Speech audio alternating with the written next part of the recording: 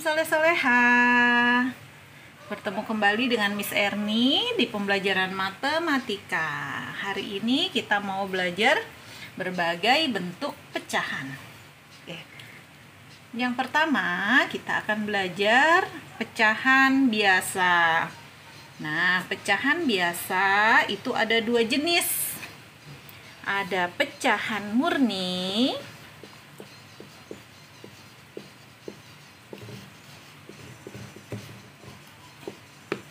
dan ada pecahan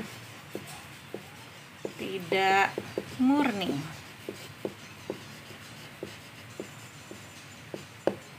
Kita bahas yang pertama, pecahan murni. Pecahan murni ini adalah pecahan yang pembilangnya lebih kecil dari penyebutnya. Pecahan murni adalah pecahan yang pembilangnya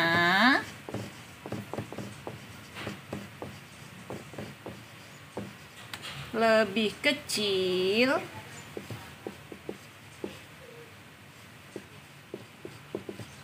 dari penyebut.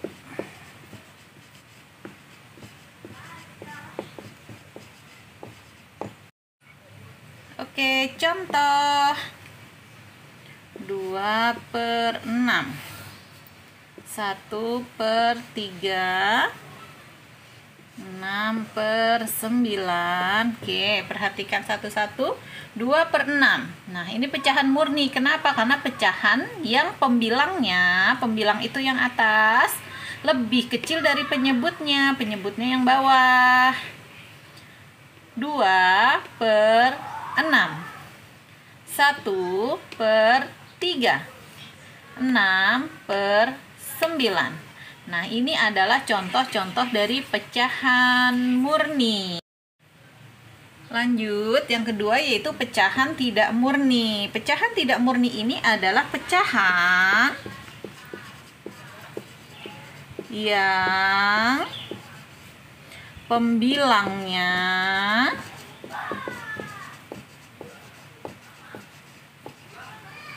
lebih besar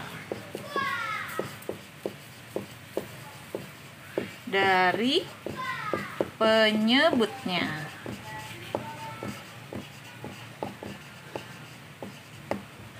Oke, contoh. Miss Erni mempunyai pecahan 5/3, 3/2, 7/4. Nah, perhatikan. 5/3. 5 ini pembilangnya. 5/3 pembilangnya lebih besar daripada penyebutnya. Ini yang dinamakan pecahan tidak murni. 3/2. 3 lebih besar daripada 2. 3 pembilangnya lebih besar daripada 2 penyebutnya. 7/4. 7 lebih besar daripada 4. Oke, ini adalah pecahan tidak murni. Oke, selanjutnya kita akan belajar tentang pecahan campuran. Pecahan campuran ini terdiri dari bilangan bulat dan bilangan pecahan. Nah, pecahan campuran ini berasal dari bilangan pecahan tidak murni. Oke, contoh, Miss Erni mempunyai bilangan pecahan tidak murni 7/3.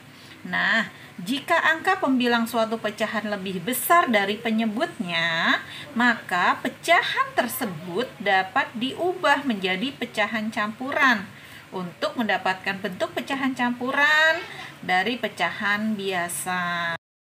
Untuk mendapatkan bentuk pecahan campuran dari pecahan tidak murni ini atau pecahan biasa ini, caranya adalah membagi pembilang pecahan dengan penyebutnya.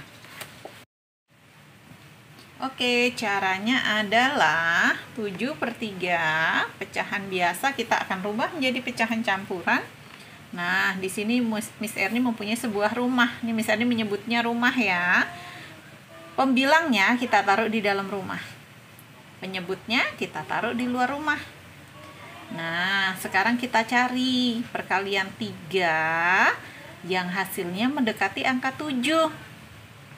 Kalau 3 kali 1 kan 3, masih jauh. 3 kali 2, 6. Oh iya, 6 itu dekat dengan 7. Tidak boleh lebih dari 7. Jadi 3 kali 2. 2-nya taruh di atap rumah. 3 kali 2 hasilnya 6. Lalu dikurang. 7 dikurang 6 adalah 1. Nah, bagaimana sekarang penulisannya? 7/3 sama dengan, nah perhatikan, apabila di sini penyebutnya adalah 3, maka penyebut di sini juga harus 3. Yang ada di atap rumah, angka 2, itu sebagai bilangan bulat. Sisanya yang ada di bawah naikin di atas. Nah, jadi 7/3 sama dengan 1/3. Miss Erni ulang. 7/3 dirubah menjadi pecahan campuran, maka hasilnya adalah 1/3. Oke, selanjutnya kita akan belajar tentang pecahan desimal. Nah, pecahan desimal ini adalah pecahan per 10, per 100, atau per 1000. Nah, ciri khasnya menggunakan tanda koma. Nah, contoh pecahan desimal antara lain seperti ini. Miss Erni mempunyai sebuah persegi panjang yang diarsir itu 3. Berarti membilangnya 3/10. Nah, ini adalah per 10. 3/10. Kita akan rubah menjadi bilangan desimal. Perhatikan, karena per 10, kalau per 10 itu berarti ada satu angka di belakang koma. Ya, ada satu angka di belakang koma. Kalau per 100 itu ada 2 angka di belakang koma. Kalau per 1000 ada 3 angka di belakang koma. Nah, seperti ini. Ini per 10 berarti ada satu angka di belakang koma. Kita tinggal rubah 0, perhatikan pembilangnya 3. Pindahkan pembilangnya ke sini. Hasilnya adalah 0,3. Membacanya 0,3. Oke, langsung contoh yang kedua. Misalnya mempunyai sebuah persegi. Nah, persegi ini kita akan tulis pecahannya. Oke, yang diarsir ada 25. Oke, 10 kali 10, 100. Oke, Miss Erni mempunyai sebuah persegi dengan pecahan 25/100. Kita akan rubah menjadi pecahan desimal. Masih ingat? Kalau per 100 berarti ada 2 angka di belakang koma. 1, 2. Perhatikan pembilangnya. Pembilang angka 25. Taruh di sini.